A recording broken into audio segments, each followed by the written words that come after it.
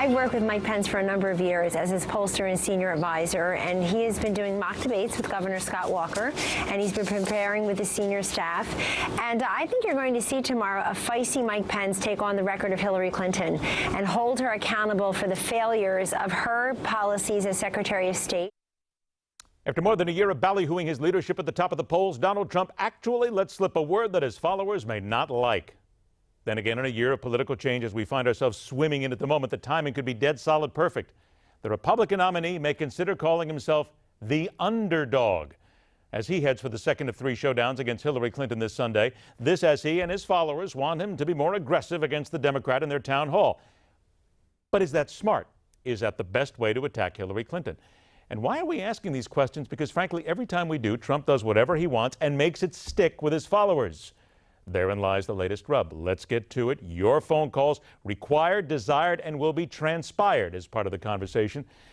Do you want Donald Trump to unleash the verbal hounds and attack with a ferocity we have yet to see against Hillary Clinton? 1-877-NEWSMAX, 1-877-639-7629.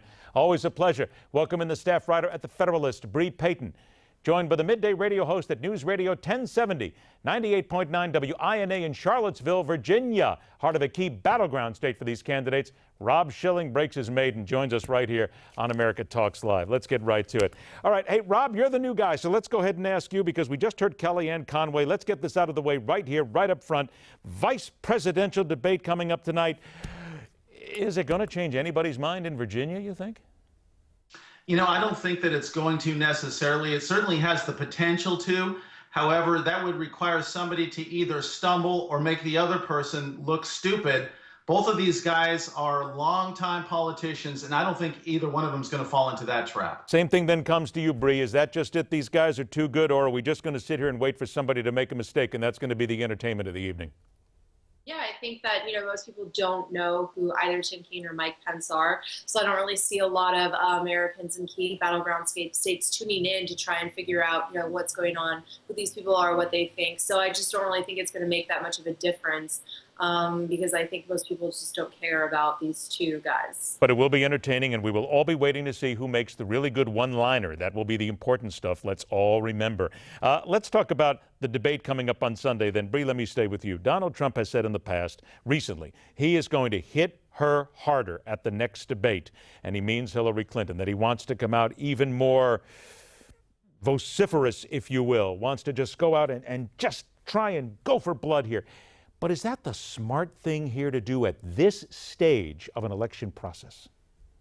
I don't really think that he even needs to do that with Hillary Clinton. I think that she's her own worst enemy. And I think that, just pointing out some factual things about her are going to be the most effective attack against her. I think, bringing up the fact that she let 4 Americans die in Libya when she was Secretary of State, and she broke many rules and federal laws and regulations regarding her email and her private server that she used to be able to run like a pay-for-play scheme. I think, just pointing out her problems and her flaws would be the best thing for him. And one of my favorite lines that he likes to say is, Hillary Clinton has a lot of experience, but it's all bad experience. I think that if he says things along those lines, I think that's going to be the most effective attack. Rob, what's the sense you get in that battleground state of Virginia? Do people here believe that Donald Trump could swing, could say something different, could go on to policy? Or do those people who want Donald Trump, do they say, let him go, we love him just the way he is? I think it's somewhere in the middle. So they want to let him go. And Donald Trump has the advantage of being able to go after Hillary Clinton like no other GOP opponent could have done, just because of his personality and what he's gotten away with before. But that doesn't give him license to do something that's going to be offensive. So I think he has to walk the fine line of going on the attack against Hillary Clinton without going way overboard. What about that offensive nature here, Bre? I got to come back to you on a moment here, because there was a comment this week from Rudy Giuliani about defeating a woman in the presidency, and that really kind of chafed at a lot of people here. Doesn't he still have to be very careful, because we are still dealing with a society that when you go after a woman, you say nasty things, you're going to take a chance on offending people. But let me go ahead and balance that out by saying, is Hillary Clinton, in the eyes of those who don't like her, she's not a woman, she's just the enemy? I think a key demographic of this electorate for victory for both of these candidates is going to be female and women voters, right? So I think both candidates have a problem with securing support from women. Donald Trump largely because of these remarks that he likes to make about women, about what they look like, their physical appearance, their bodily functions, etc. But Hillary Clinton is turning a lot of women off just because of who she is and what she stands for, and these kind of pandering quasi-feminism that she likes to.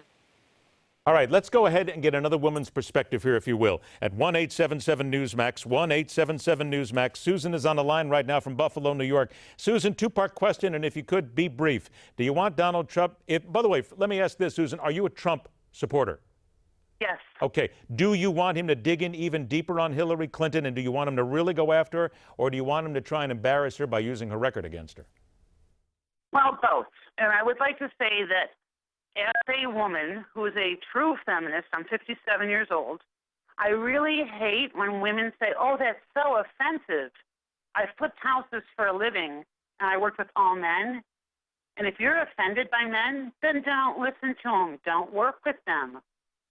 I think it's sad that kids today are so offended by this liberal crap. And I think it is liberal crap. And Okay. We get it here. So let me do this then, because quite frankly, Rob Schilling talks to people every single day in Virginia. Rob, do you get the sense here, and again, big battleground state here, what kind of sense do you get there about people who are sick and tired of people saying, look, Hillary Clinton, you're in politics now. Be a big girl. You can take this. It doesn't make a difference what anybody says when they go after you. Do you get that sense?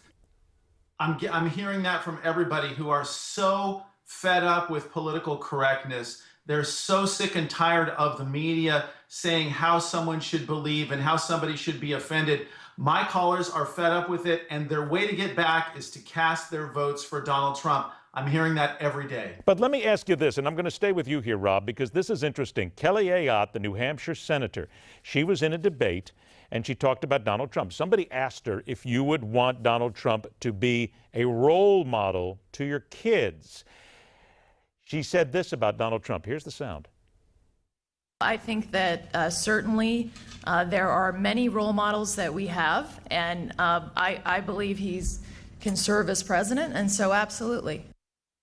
Hey, Bre, I'm going to bring you back into this because we just heard the statement that Kelly Ayotte made about Donald Trump. And Rob was talking about, and we last had a caller talking about how people are sick and tired of political correctness. We get all that. I think we all are in one way, shape, form, or another. But what does it say when you have a higher-ranking senator who's a Republican who comes out and says this? She isn't sure if she wants anybody, any kid, to have Donald Trump as a role model, and then she walks it back. I mean, doesn't this kind of unfortunately just eat away at Donald Trump just a little bit every single day with possible voters? Sure. I mean, just today, I filed a story about how college students are triggered and think that masculinity is something that's toxic to mental health. So I think certainly we're in a day and age where political correctness and sensitivity has gotten to the point that where it's out of control. And I think a lot of people are casting votes in favor of Trump because of that reason. However, I do think that, Trump is a problematic and a flawed candidate just because of who he is and what he says, and just the fact that, he's not a very tempered person. So I think that is going to come back to bite him, and I think it's fair for I got to do that. Unfortunately, I'm out of time, Bre. I got to stop you real quick. We are all out of time. Guys, we got to have you back again because we got a lot going on here. Rob Schilling, weekdays, noon to 2, online, News Radio 1070, WINA, Charlottesville, Virginia. Latest from Bre Payton at thefederalist.com. I want to thank you both for joining us. Enjoy the debate. Watch for those one-liners, all right, guys? Next up, why Americans don't seem to give one whit about foreign policy. And there's a huge issue happening when it comes down to Russia, Syria, and even a new issue that's starting to pop up now. We're going to talk about it in depth. On the way out, gee, it's another day ending in Y. It's another day where the password is, among other things, when the pundits and the comedians are taking a shot at our politicians. What do they talk about these days? Taxes. And this is crazy. The tax returns show that Trump lost about $1 billion in 1995. Trump was like, what can I say? I thought Furbies were going to be huge. A new report has found that despite his recent string of gaffes, Libertarian nominee Gary Johnson has 4 times as many newspaper endorsements as Donald Trump. So if you got weed, he's got papers. Tomorrow night is the vice presidential debate between Mike Pence and Tim Kaine. Yep, experts expect a record number of people not to watch it. But according to the former Rudy Giuliani, Trump... He used to be Rudy, right? I'm not wrong there. He used to be Rudy, right? He used to be Rudy Giuliani. According to him, Trump not paying taxes just proves how smart he is. The reality is, this is part of our tax code. The man's a genius. Yes, only a genius can lose $1 billion running a casino. LeBron James wrote an op-ed where he endorses Hillary Clinton. Yeah. LeBron says he and Hillary are all about the same thing, taking forever to finally win something.